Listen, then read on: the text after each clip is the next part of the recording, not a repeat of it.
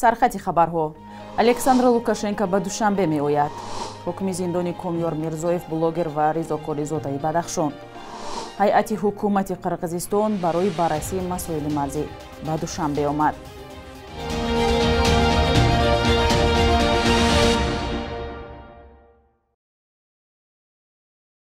салом бинандаҳои азиз, навиди бомдодиро бо охирин хабару гузоришҳо аз душанбе тақдиматон мекунем. имрӯз 11 октябр аст. қарор аст имрӯз раиси ҷумҳури Беларус Александр Лукашенко бо як сафари расмӣ вориди Тоҷикистон шавад. РИА Новости хабар додааст ки зимни ин сафар мулоқоти якбаяки ӯ бо ҳамтои тоҷикаш Эмомалӣ Раҳмон дар назар аст. интизор меравад дар натиҷаи музокирот як бастаи санадҳои байни ҳукуматӣ ба имзо расанд. дар доираи ин сафари оқои Лукашенко ба Тоҷикистон ҳамчунин ҳамоиши тоҷирони Тоҷикистону Беларус баргузор мешавад. Александр Лукашенко айни ҳол дар қаламрави шӯравии пешин яке аз раҳбароне мебошад ки муддати тӯлонӣ дар сари қудрат аст. додгоҳе дар шаҳри Душанбе Комёр Мирзоев блогер ва ризокори зодаи Бадахшонро ки дар шабакаҳои иҷтимоӣ бо тахаллуси Комчек Мирзоев маъруф буд ба 10 соли зиндон маҳкум кардааст. дар ин бора Нора Саркорова, рӯзноманигоре ки масоили Бадахшонро пайгирӣ мекунад, рӯзи 7 октябр дар саҳифаи фейсбукиаш хабар дод. ин журналисти тоҷик гуфтааст дар бораи ҳукми зиндони Комёр Мирзоеви 34 сола ба пайвандонаш адвокати ӯ хабар додааст. Саркорова навиштааст ки хонаводаи ризокори маҳкум шуда намедонанд ки мурофиаи ӯ кай ва дар куҷо дой шудааст ва намедонанд ки ӯ ба чӣ айбдор мешавад.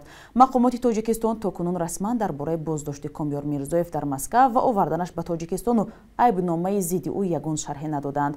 Комёр Мирзоев бештар мушкилоти мардуми Бадахшонро дар шабакаҳои иҷтимоӣ дар миён мегузошт. гузориши ӯ дар бораи вазъи шифохонаи Бадахшон дар аҳди пандемия сару садои зиёдеро ба по кард ва сабаби ёрии даҳҳо нафар аз хориҷ шуд. як ҳайати 10 нафараи кории ҷониби Қирғизистон барои баррасии масоили марзӣ ба Тоҷикистон омадааст ва интизор меравад давоми 4 рӯзи оянда бо ҳамтоҳои тоҷикашон музокирот кунанд. Акия пресс хабар додааст ки ин гурӯҳи кориро намояндаи махсуси Девони вазирони Қирғизистон оид ба масъалаҳои сарҳаддӣ Назирбек Берубоев раҳбарӣ мекунад. дар бораи он ки Тоҷикистонро дар ин музокирот кӣ намояндагӣ мекунад ҳанӯз маълумоте дастрас нест. рӯзи 25 сентябр дар гузаргоҳи Қизилбел мақомоти Тоҷикистон бо ҷониби Қирғизистон санади қатъи муноқишаи марзиро имзо карданд, вале тафсилоташро ошкор накарданд. дар ҳоле ки мақомоти Тоҷикистон тафсилот надоданд, раиси Кумитаи давлатии амнияти миллии Қирғизистон гуфтааст ду тараф кори 8 посгоҳро дар сарҳад боз медоранд. Қирғизистону Тоҷикистон тақрибан 1000 километр марз дорад ва баъди ба даст овардани истиқлол дар солҳои 90 то кунун натавонистанд садҳо километри онро таъину аломатгузорӣ кунанд. дар даргириҳои 14 то 17 сентябри имсол аз ду тараф даҳҳо нафар кушта ва захмӣ шуданд. Тоҷикистону Қирғизистон якдигарро ба таҷовузи низомӣ муттаҳам мекунанд. вазорати меҳнат ва муҳоҷирати Тоҷикистон хабар дод ки 22 нафар мутахассисони соҳаи кишоварзиро рӯзи 10 октябр ба Кореяи Ҷанубӣ барои кор фиристодааст. ба иттилои расмии ин вазорат 78 нафар номнавис шуда мувофиқи талаботи корфармои кореягӣ 58 нафар соҳиби раводиди ин кишвар шуданд.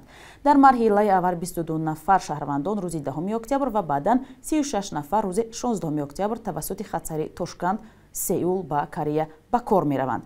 мақомоти тоҷик ҳанӯз 10 соли пеш гуфта буданд ки ба хотири рангоранг кардани самти кори шаҳрвандони Тоҷикистон ва фирор аз вобастагии танҳо бозори кори Русия дар баробари давлатҳои дигар, инчунин бо Кореяи Ҷанубӣ ҳам пешниҳоди худро дар ин замина ирсол карда буданд. афроде ки аллакай дар ин кишвари Осиёи дур аз Тоҷикистон муҳоҷирӣ корӣ шуданд, аз маоши нағзу шароити хуби кор ситоиш мекунанд, аммо мегӯянд ғайриқонунӣ кор кардан дар ин ҷо низ мисли Русияву дигар кишварҳо хатарнок аст.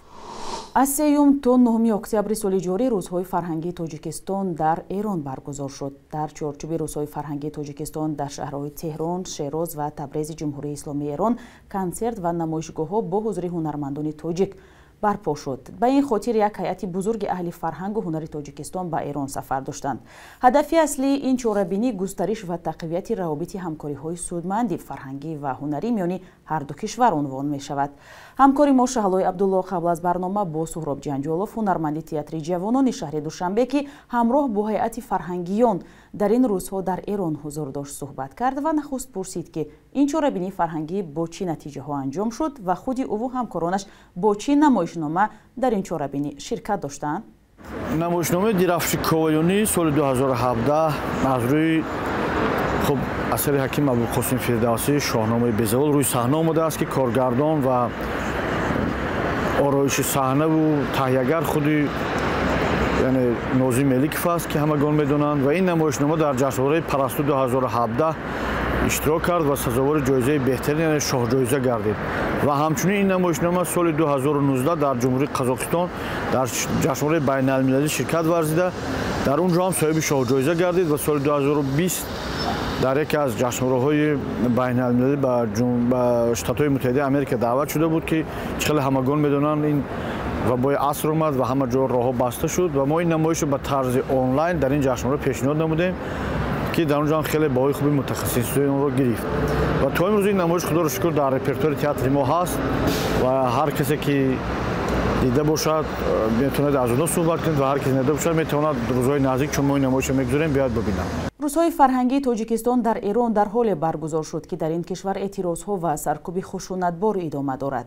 Тазоҳуроти норозиён дар Эрон моҳи сентябри имсол ва пас аз марги як духтари 22-сола сар шуд. маъмурони пулиси ахлоқ Маҳсо Аминиро бо гумони бадҳиҷобӣ дастгир карданд ва гуфта мешавад дар дохили микроавтобуси пулис латукуб шуда ба бемористон интиқол ёфт ва баъд аз 3 рӯз дар ҳоли беҳушӣ дар бемористон даргузашт. аз ширкатдори рӯзҳои фарҳангии Тоҷикистон дар Эрон ҳамчунин пурсидем ки оё ин ҳодисаҳо ба ин сафар ва ҳамчунин баргузории ин чорабинии фарҳангӣ таъсире надошт? аслан мо ки аҳли фарҳангӣ фақат дар фарҳанг аҳамият медиҳем ва фарҳангӣ яъне рӯ ба фарҳанг вардем унҷо ягон ин суханҳо буданд ҳарчанд ки мегуфтанд ки тазоҳурот аст ин чиз аст лекин мо боре ба онҳо ҳам во нахӯрдем. мо дар ду шаҳр яъне намоиш иҷро кардем дар шаҳри Теҳрон ки маркази ҷумҳурии исломии Эрон аст ва намоиши дигармон дар шаҳри Шероз буд ки яъне тамошобин хуб омаданд моро қабул карданд ва ягон чизе аз ин мо қариб ки надидем. ҳамчунин аз Суҳроб Ҷанҷолов пурсидем ки худи ӯ мавҷи эътирозҳо дар гӯшаҳои гуногуни Эронро мушоҳида кард. шахсан ман ягон во нахӯрдам бордам ки аз гурӯҳ ҳам касе дар ин бора суҳбат ҳам намекард. хеле мардуме ки меомаданд як кам мепурсиданд ин чизо буд лекин мо надидем. ташаккур барои суҳбат. Суҳроб Ҷанҷолов ҳунарманди театри ҷавонони шаҳри Душанбе буд ки дар бораи рӯзҳои фарҳангии Тоҷикистон дар Эрон ва мушоҳидаҳояш аз ҳодисаҳои ахири ин кишвар суҳбат мекард.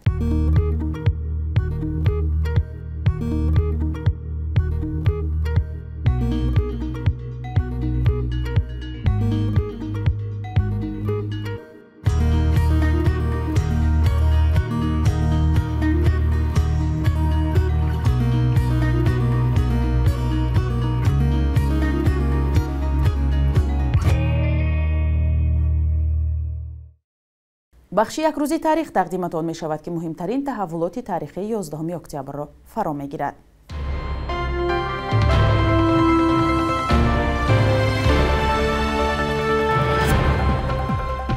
11 октябри соли 2020 дар интихоботи президентӣ бори панҷум аз соли 1994 Эмомалӣ Раҳмон президенти Тоҷикистон шуд.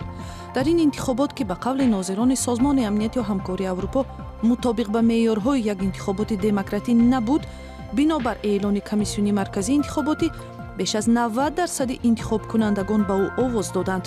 4 номзади дигар низ дар маъракаи интихоботӣ аз номзадии Раҳмон ҳимоят карданд.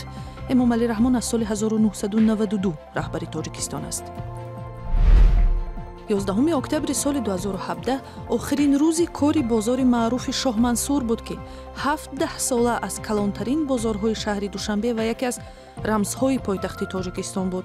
мақомот ин бозорро дар доираи нақшаи куллии навсозии шаҳр аз байн бурда ба тоҷирон дар бозори нави Меҳргон ҷой доданд ки гуфта мешавад ба наздикони президент мансуб аст. бозор бо фурӯши маҳсулоти кишоварзӣ маъруф буд. бо қарори Созмони Милали Муттаҳид 11 октябр рӯзи духтарон таҷлил мешавад. ҳадафи асосӣ аз таъсиси як рӯзи вижа барои духтарон таваҷҷӯҳ ба ҳуқуқи таҳсилу кор ва тавсеяи имкониятҳои иҷтимоиву сиёсии духтарон мебошад. дар Тоҷикистон мушкилоти иқтисодӣ ва маҳдуд будани имкони таҳсили духтарон дар мактабҳои оливу ҳунаристонҳо, маҳдудият дар озодиҳои динӣ ва хушунат аз мушкилоте мебошад ки хоси бархи хонаводаҳо гардидааст.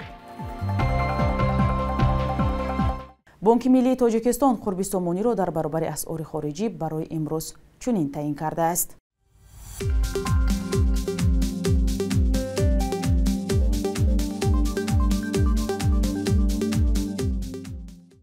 бинандаҳои гиромӣ, шумо навиди бомдодиро тамошо кардед. назару пешниҳодҳоятонро ҳатман ба мо нависед. То фардо дар ҳамин вақту соат хайр, худо нигаҳдор.